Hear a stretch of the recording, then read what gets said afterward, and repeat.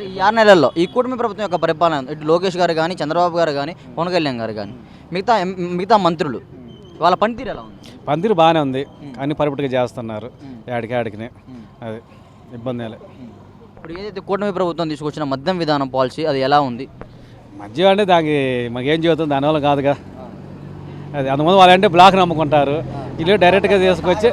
సరే దానివల్ల కాకపోయినా ఇప్పుడు మీకు తెలిసిన వాళ్ళు ఎవరో ఒకరు తాగుతూ ఉంటారు, తాగినప్పుడు వాళ్ళు చెప్తా ఉంటారు కదా అసలు ఈ మద్యం బాగాలేదు లేకపోతే ఈ రేట్లు బాగున్నాయి, అలాంటివి ఏమైనా చెప్పిన సందర్భాలు ఉన్నాయి? మధ్య ఇదే బాగుంది అంటున్నారు కదా, రేట్లు సాధించి 10 రూపాయలు అడిగితే ఉన్నా కూడా అమ్మి పాత దాని మీద ఇప్పుడు మధ్య బాగానే ఉంది, ఇబ్బంది లేదు. మంచి బ్రాండ్ వచ్చింది, అంతకుముందు చెడ్డ బ్రాండ్ వచ్చి తాగి రోగాలు వచ్చాయి అవి అని చెప్పేవాళ్ళు. అది జరుగుతుంది. రోడ్ల పరిస్థితి ఎలా ఉంది? రోడ్లు ఇబ్బంది లేదు, ప్రస్తుతం అన్ని గొంతులు ఉండ సిమెంట్ రోడ్లు మన వర్కులు చేస్తున్నారు, ఇప్పుడు మధ్య చేస్తున్నారు మళ్ళీ అన్నీ. మీకు వచ్చే సంక్షేమ పథకాలు ఒక పెన్షన్ విషయంలో కానీ లేకపోతే అన్నా క్యాంటీన్లు ఓపెన్ చేశారు, మరి ఉచిత గ్యాస్ సిలిండర్ అన్నారు, ఈ మూడిట్లో మీకు ఏది అర్హతలు కారంటారా? ఏమి రాలేదా మీకు? వచ్చినాయి, గ్యాస్కి డబ్బులు వేశారు, అన్న క్యాంటీన్లు గ్యాస్కి ఒక్కొక్కరికి 3 రోజుల్లో పడ్డాయి, ఒక్కొక్కరు వారంలో పడ్డాయి, ఒక్కొక్కరు 10 రోజుల్లో పడ్డాయి.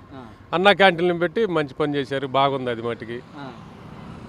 గ్యాస్ పడ్డాయి, మరి ఈ పింఛన్లేమో రేపు జనవరి నుంచి ఇస్తా ఉన్నారు. చెప్పులు చర్మ కార్మికులకి, డప్పులకి, వృద్ధా పెన్షను, పేదవాళ్ళకి మొత్తానికి ఇస్తామని చెప్పారు. అవి బాగానే ఉన్నాయి, ఆ పని బాగానే చేస్తున్నారు.